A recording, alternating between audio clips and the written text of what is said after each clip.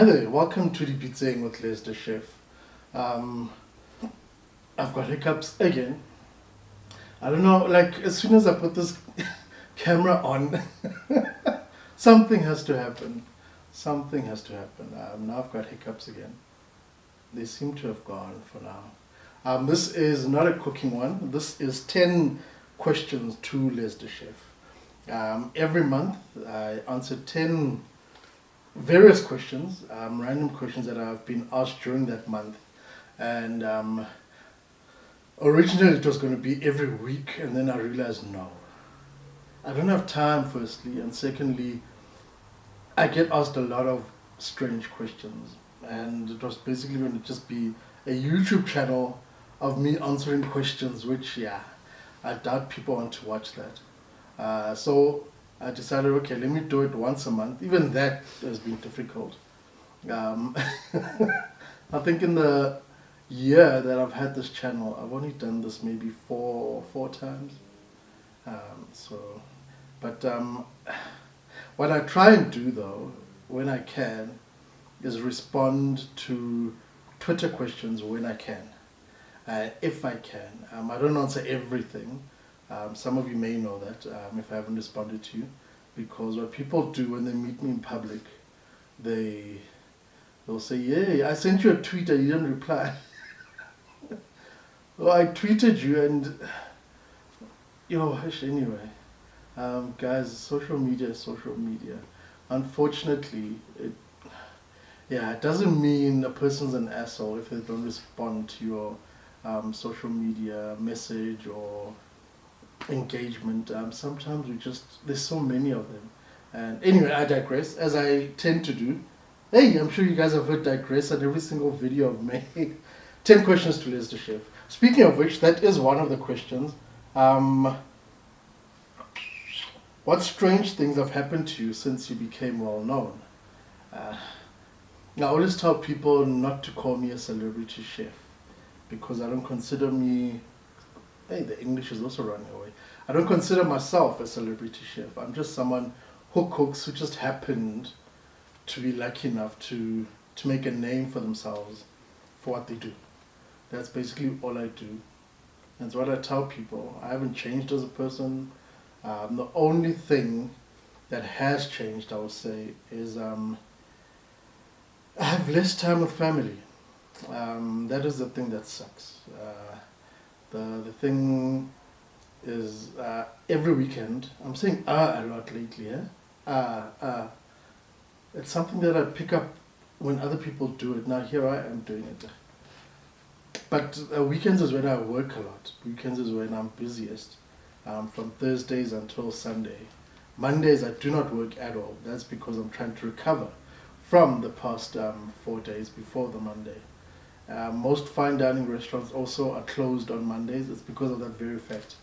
The weekend is quite busy and it takes a toll on the team. So I've taken the same philosophy in what I do now. I didn't do it. It's only been maybe about 2 years since I implemented that policy, and now and then I fail at it. But I try to stick to it as much as I can. Every Monday I'm off, and I try, if I can, use that time to meet up with family, friends, loved ones. But it is a bit of a mission, actually, being busy and being well known. What strange thing has happened to me since I've become well known? Strange things is being recognized as you are just walking on the side of the street. Suddenly someone will hoot and you'll look thinking, I know this person, and you don't know this complete stranger. And I like walking. I need to walk because of exercise and keeping my body active. I try to walk as much as I can. And people recognize you just somewhere. Oh, the other creepy thing is people don't tell you they recognize you until they get onto social media. And then you'll get a tweet or a message saying, I saw you on the train, the How train, or I saw you on a How bus, or I saw you on an Uber somewhere as you're passing me. And you're like, but that is creepy. Why didn't you just say hi? I understand the Uber one, you can't exactly go around hooting at people in other cars. But the one where you saw me on the train, just say hi and carry on. I mean, Yeah, but other things, I just take it in a stride, in my stride. It's nothing major to me. I act the same, I treat people the same. I don't, well, I hope I don't have a big head. Right? Okay, I have a big head. I've had a big head my whole life. Uh, Corona, what's the effect on the hospitality industry in your opinion? This one is a long one, so I'm going to try and make it a short answer. The industry, I was about to say is fucked up, then I thought, let me not say that. But it is, it is. The industry will not recover anytime soon unless the public supports it with bums on seats and actively make sure that they spend weekends just going out to hotels, going out to restaurants, spending time in hospitality places, Airbnbs, all of that. It can only recover if people actively, once the virus is over globally, not just in South Africa where we are, if they globally decide, okay guys, we are actively going to go and support hospitality. We have 5 levels in South Africa. There's 5, 4, 3, 2, 1. If you're a South African, then you'll know what they are. And you'll notice that hospitality is not even at level 1.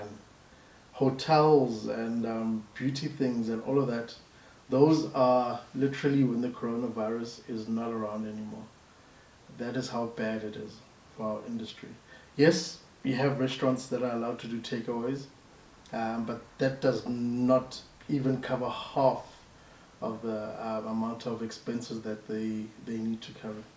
So, yeah, it's sad because the students coming out, they're meant to be graduating this year. They're meant to be coming into a busy industry where they can slot in. But now they're going to be competing with other unemployed chefs and people with experience. So what will probably happen, junior chefs will probably start getting underpaid, and experienced chefs will probably start not being able to find jobs because places tend to start looking to fill positions with people with less experience because they ask for less payment. And that's just business. That's how it is. That's the logic. And I'm hoping it will not happen. This is just me answering this question. I'm hoping that will not happen.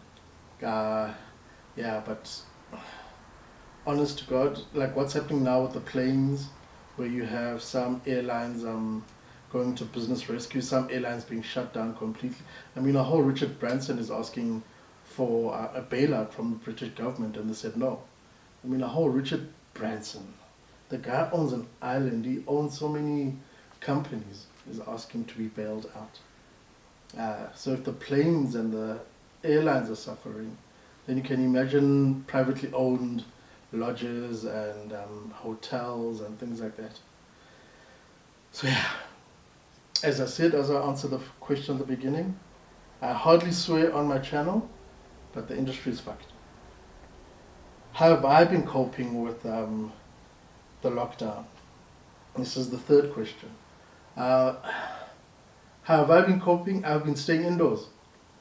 The more people just adhere to that simple rule, make sure you have enough supplies and stay indoors and only go out if necessary, then the thing would be fought back so much quicker. But yeah, adult humans are a stubborn bunch. They can't be told, and that is what is happening. I'm just glad I live in a country that is not called the USA right now, because what they're going through with that orange president of theirs, yo. But we have a similar situation happening at the very bottom of our country, where people want to fight back. And the irony is, it's not like if people were suddenly allowed to be free and there was no lockdown, that the virus will be gone. It will just escalate. So what they're saying is let people die as long as the economy survives. Yeah, I'm getting political. That's why my throat now. Excuse me. My body's telling me stop getting political on the food channel. But the way I've been surviving is exercising every day. I've been working out. I've been talking with friends and loved ones as often as I can. I've got my puppy porridge. He keeps me busy. I've been making biltong. I've been making things that I enjoy making. It's all the stuff I've been recording for the channel as well. And I've also been quite busy work-wise. For some reason, suddenly, what I offer as a company is suddenly popular.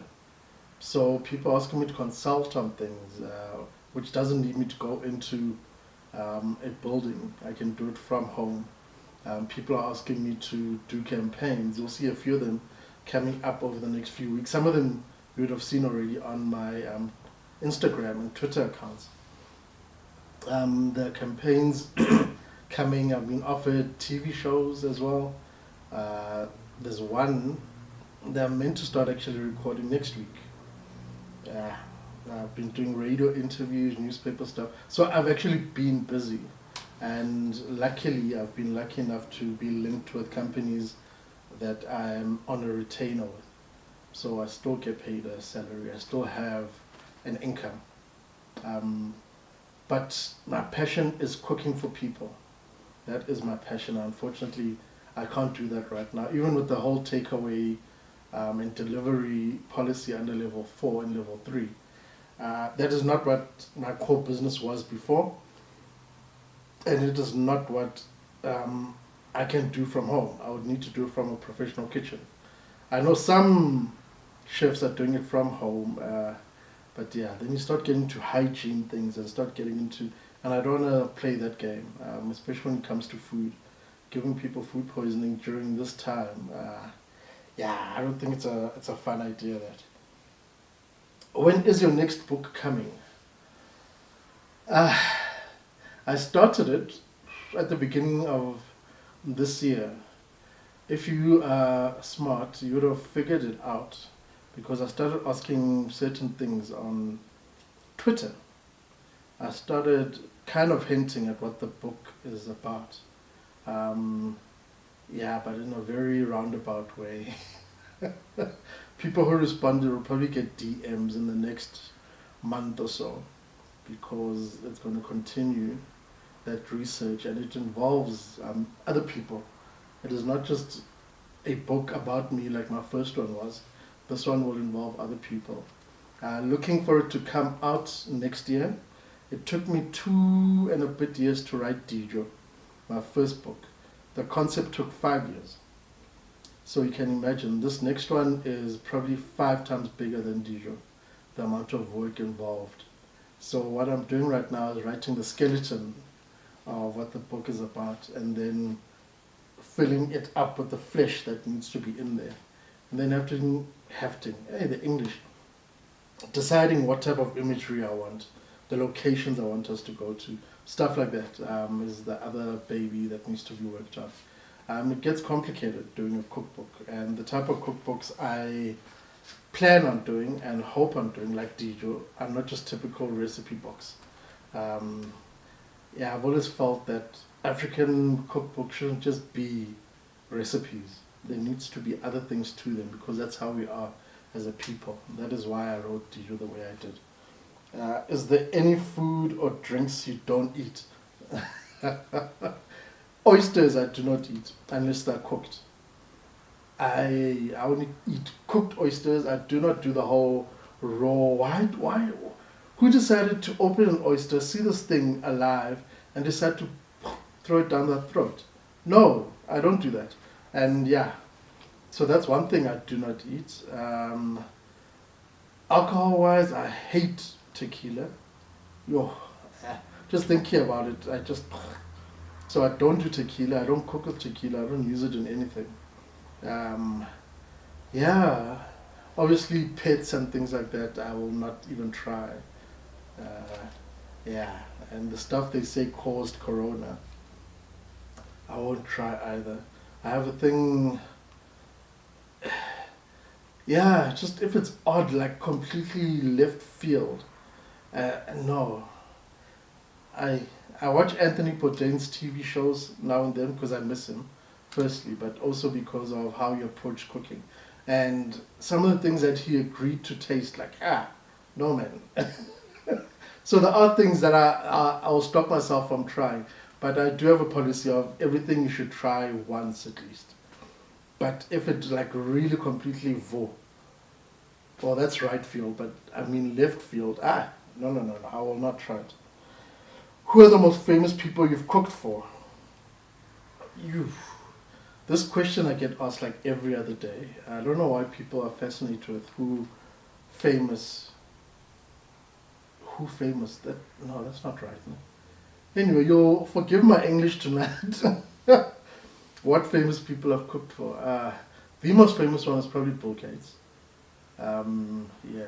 Second most famous is probably another billionaire, Howard Buffett. That's Warren Buffett and his family. The Kardashians I've cooked for.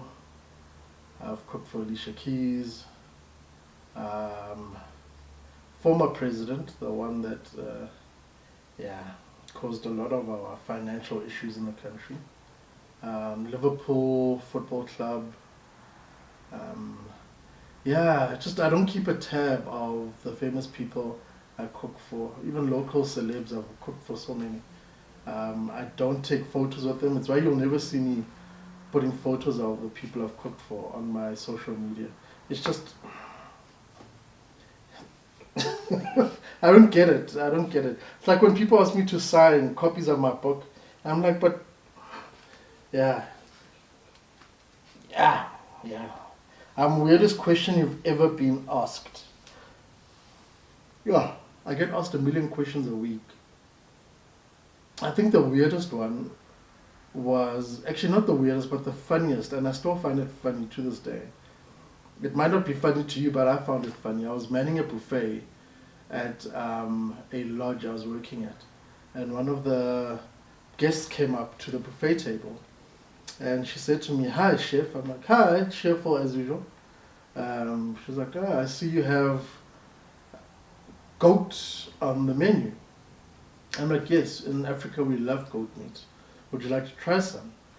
And I'm thinking, no, she'll just say either yes or no. Then she carries on to ask me, "What type of venison is goat?"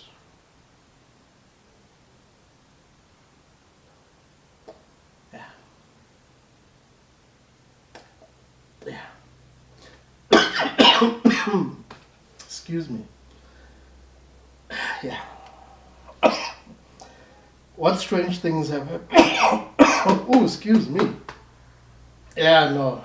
That is how shocked, even my body's shocked. Are you the one who cooks at all family gatherings? At the beginning, after I just qualified from chef school, yes, I was. It was just abuse, actually. Because of my late aunt. She would always like, but you've got a chef in the family. I even dedicated my book to her, Aunt Mudiech. She's one of the people I mentioned in my dedication page in my book. She was adamant that if you have a chef in the family, they must cook at all family gatherings, even funerals. I mean, there was 1,000-person funeral, and she made me the chief in charge of it all. But after she passed, it hasn't been bad. I think people in my family have realized that this guy's busy. So it's more of me volunteering. Like, I'll do wedding cakes. I did my cousin's wedding cakes. If I'm available on that weekend, I try to be available if I can, and I will cook. But yeah, most of the time I'm way too busy. But if I can, I try to. Yeah, my family doesn't treat me like I'm anything special, which is good. I appreciate that because it can get a bit hectic, and I need to rest sometimes. Are you the? How long have you been a chef? I have been. If I was to turn the camera to my right, you would see my diploma on the wall. I've been a chef for. Well, I started in 2009. That's when I started chef school. Officially graduated in 2010. So yeah, officially with the qualification, I've been a chef for 10 years. Yeah, I've been in the industry for about 11 years now. It's long. That is why I need millions so I can retire. I'm tired now. Oh my lord. Hey, if you meet a chef who's been a chef longer than, let's say, 5 years, then you must know they love being a chef. They love the industry, they love doing what they do. If you meet someone who's been a chef for 10 years or longer, then you must know it's their life. They do not want to do anything else, they don't know anything else. Or if they do want to do something else, they just don't. Yeah, they're grumpy, most of them, because the industry has made them despondent. Like me, I'm grumpy now and then, but yeah, not that much. Because I do what I do for myself, and I can dictate what I do. But 5, 10 years is very rare. Lots of students and lots of graduates quit within the first year or two because of how tough the industry is. It is a really, really, really rough industry. And chefs who've been in it for 15, 20, 30 years, they still have that old school mindset of how to train a junior chef up, and it tends to push the junior chefs out of the industry as well. Yeah, my first love is just to grow the industry. That is my first goal, get the junior chefs and they start changing the image of South African chefs.